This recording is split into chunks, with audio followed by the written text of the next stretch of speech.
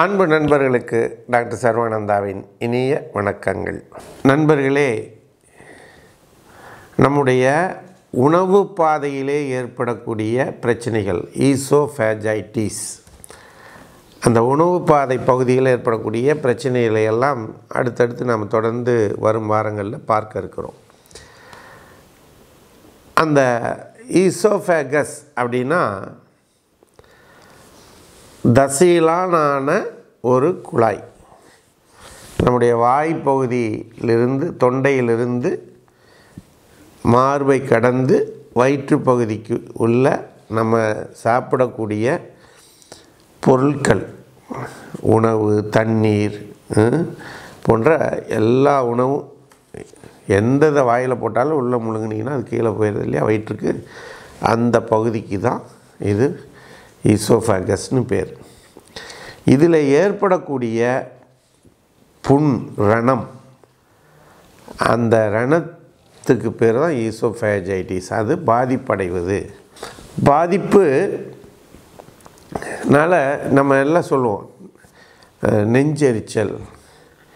இப்போ எல்லாம் பாருங்கள், டிவியில் விளம்பரம் வரும், நல்ல சுவையாக இருக்குது அப்படின்னு ஒரு போண்டாவையோ எதையோ சாப்பிடுவாங்க. சாப்பிட்டு கொஞ்சம் நேரத்தில் அப்படின்னு பிடிச்சிக்குவாங்க, பார்த்துருப்பீங்க. ஸோ இப்போ இது மாதிரி நமக்கு ஒவ்வாமையினால் ஏற்படக்கூடியது, அதிக காரத்தால் ஏற்படக்கூடியது, உணவு எதுக்களித்து வருவதனால் ஏற்படக்கூடிய பிரச்சனை, தொண்டையில் ஏற்படக்கூடிய பல சிரமங்கள், பல பிரச்சனைகள், அதிலிருந்து போகக்கூடிய இன்ஃபெக்ஷன்ஸ், இதனாலெல்லாம் இந்த ஈசோஃபேஜைட்டிஸ் ஏற்படுகிறது. இது நெஞ்சு கரிப்பில் ஆரம்பித்து அது நெஞ்சு எதுக்களித்து வர்றதிலிருந்து, மூச்சு விட முடியாமல் கஷ்டப்படக்கூடிய சூழ்நிலையிலிருந்து, எதுவுமே முழுங்க முடியாத சூழ்நிலை போன்ற பல பிரச்சனைகள் இதில் ஏற்படும்.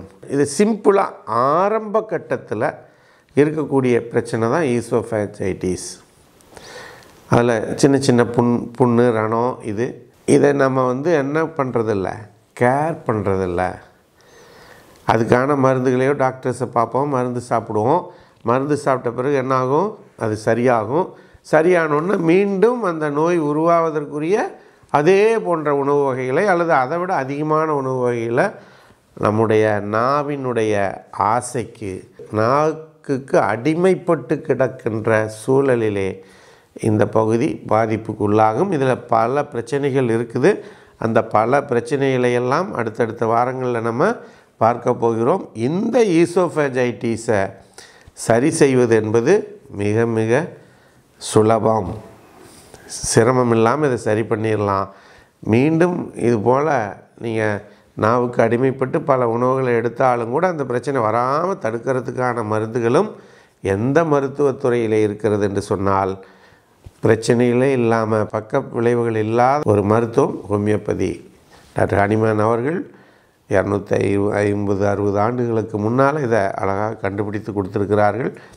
அந்த மருந்துகளை நாம் ஒரு ஹோமியோபதி மருத்துவரிடம் சென்று அணுகி நம்முடைய பிரச்சனைகளை கூறும் பொழுது அவர்கள் இதை அழகாக நமக்கு மருந்துகளை கொடுத்து சரி பண்ணுகிறார்கள். ஆகவே நண்பர்களே, ஈசோஃபேஜைட்டிஸ் என்பது ஒரு பெரிய பிரச்சனை அல்ல. அதற்கு ஹோமியோபதி சிறந்த தீர்வை தருகிறது. ஆனால் இதை நாம் உதாசீனப்படுத்துகின்ற பொழுது அது மிகப்பெரிய பிரச்சனைகளை, அடுத்தடுத்து வரக்கூடிய பிரச்சனைகளை உருவாக்கும் என்பதிலே எந்த ஐயமும் இல்லை என்பதனை கூறி, நீங்கள் ஒவ்வொருவரும் இது போன்ற பிரச்சனைகளை இருப்பீர்களேயானால் உடனடியாக ஹோமியோபதி மருத்துவரை அணுகி மருந்துகளை பெற்று நலமடைய இறைவனை பிரார்த்தித்து, வாய்ப்பளித்த சர்வம் மற்றும் யோகம் யூடியூப் சேனலுக்கு நன்றி கூறி விடைபெறுகிறோம். நன்றி, வணக்கம்.